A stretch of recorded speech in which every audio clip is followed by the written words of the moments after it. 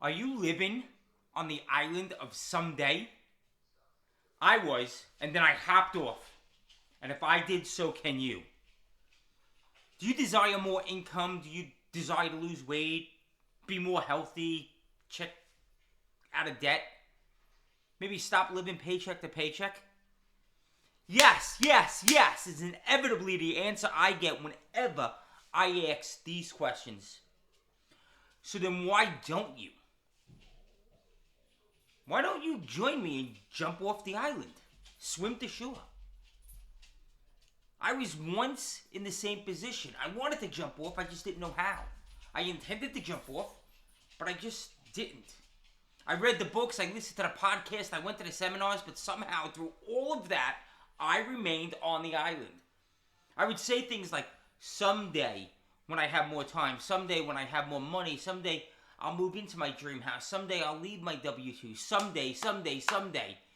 But the cold, hard truth of it is, someday never comes. Choosing someday is like chasing the horizon. You never catch it because it's always moving. I said to a friend once, I'll do it Monday. He said, why not now? I didn't have an answer. And in my pause, he followed up with, Monday never comes. I knew that when Monday did come, I would find an excuse and I'd push it further and further and further out. I was living on someday island. Someday I'd get to it. So the question then becomes, how do you get off the island? And that's what we're going to talk about today. We're going to have a conversation. And it starts with challenging the answers to the following question. Why am I on the island in the first place? When I first discovered why I was on Someday Island, I came across the quote by Albert Einstein. Einstein says we cannot solve our problems with the same thinking we use to create them. That got me thinking, and I expanded on that to say we cannot solve our problems with the same behaviors we used when we created them. I realized that my behavior is formed from my behavior forms my habits. And it's my habits that ultimately achieve my goals. Some of my excuses sounded like this. I'm not good enough. As a kid, I was never the popular one. I was never the first chosen for wiffle ball, or stickball, or basketball, or baseball, or football. It sounded like I tried that and I got burned. The stock market's my example in this one. I invested in stocks that I had no understanding of, and I lost it all. And that imprinted on me to believe I wasn't any good at investing. The next one was, what's the sense of it all? The system is rigged against me. Whoa, that was a big one, and my mentor slapped me silly on this one. He said, yeah, the game is rigged. And the only thing you can do about it, the only way you can become successful is to learn the rules of the game. To learn how to play the game. I'll beat you at Monopoly, at chess, if I know the rules and you don't learn the rules. And that's what I realized, the rich do always get richer. The rich got richer because they knew how to play the game. And the poor, they got poorer because they created excuses. And I was creating excuses. I realized that I had the power to change how I was playing the game. I couldn't change the game, but I could change how I was playing it. And here are 3 actions I began to take. 1, I decided to better myself. Life is messy. I decided to embrace that mess and work with it. I knew I didn't have all the answers, but I did have the ability to help people see the good in their lives, to make alignments. I've been doing it for 30 years as a carpenter fireman. The only difference now is I'm doing it personally, not as a public servant. Number 2, I created an atmosphere of self-discipline. I continually demand more from myself. What's that look like? When I fail, I ask myself what contributed to that loss. Was it my negotiation? Was it my demeanor? Was it my words? And once I discover the answer to that, I'll go back and I'll work on that. And this is my continual self-improvement. And I got a great story with this, a recent one I just went through. I was hitting a wall with a property manager. And if you approach every conversation as a negotiation, and then to improve those conversations, you improve your negotiations. And the best way I know of improving your negotiations, the best text out there, the best book, bar none, hands down, is Never Split the Difference. Recently, I had a breakdown in communication. I was being ghosted by the property manager. And then I implemented a technique I learned from Chris Voss, the author of Never Split the Difference. And I asked the question, have you given up on me now? And then I filled in the blank with my specific scenario. And boom! All of a sudden, the conversation was back on. In the past, prior to me getting off Someday Island, I would have lashed out in conflict. Something like, how dare you? I have a U-Haul lined up, and if you cause my daughter to miss her first week of class, I will sue you.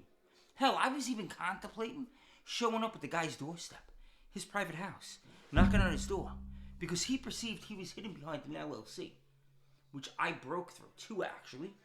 They didn't realize that they could be found. But that's literally what I do. I break through LLCs, and I find individuals so that I can call them and mail them and ask if they want to collaborate on real estate. It was my New York starting to come out. And I had a friend that used to say, easy on the New York. Don't bring the New York City out until you really have to. Which inevitably is always later than my emotions would have me believe. So if not for my own self-development, this challenge would have had a far different outcome. My point here is always be learning, always be improving. And that leads me to point number 3.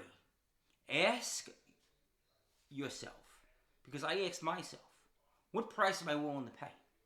What am I willing to do and never give up at?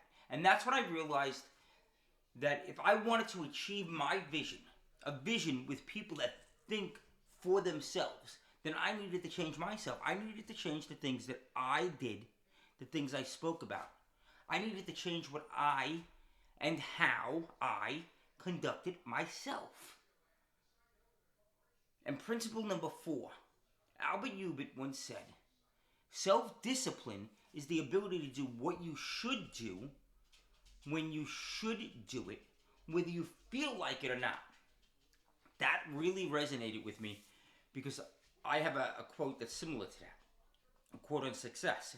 And that quote is, success is about doing the small things consistently, even when you don't feel like doing them.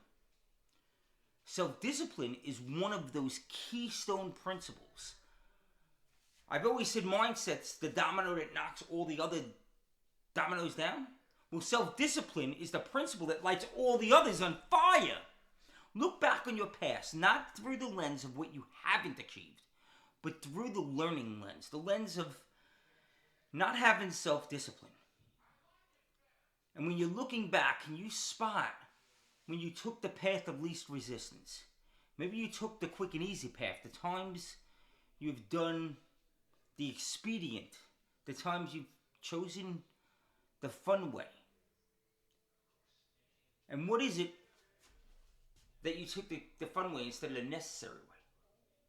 I came to realize that every day, in every way, there was a battle going inside of me.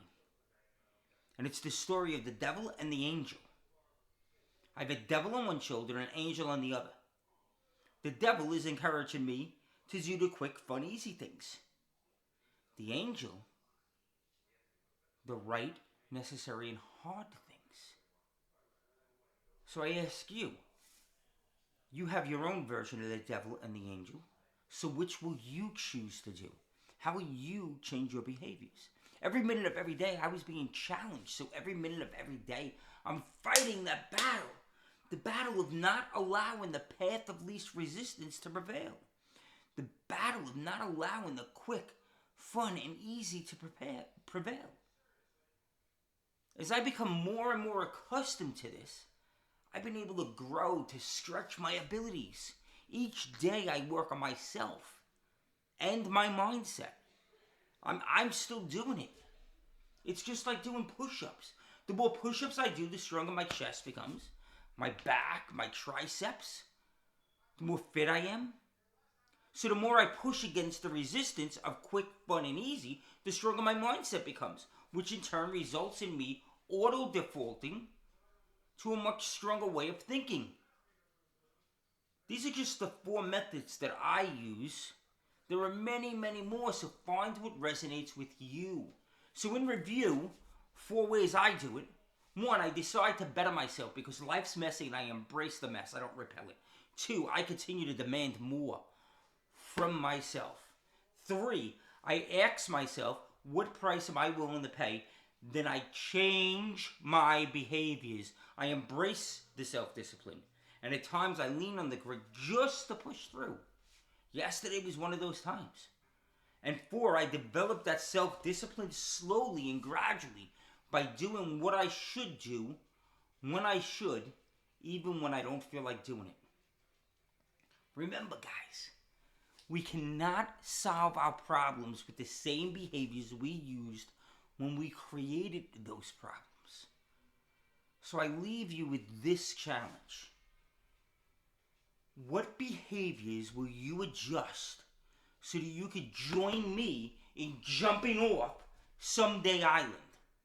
You know, around here we live up top in the numerator. We live in results and finding solutions. We don't live down in the denominator. We don't discuss or entertain excuses. It's always results over excuses. Today I want you to be unstoppable and go out there and absolutely crush your day. I love spending time with you guys. Have a blessed day.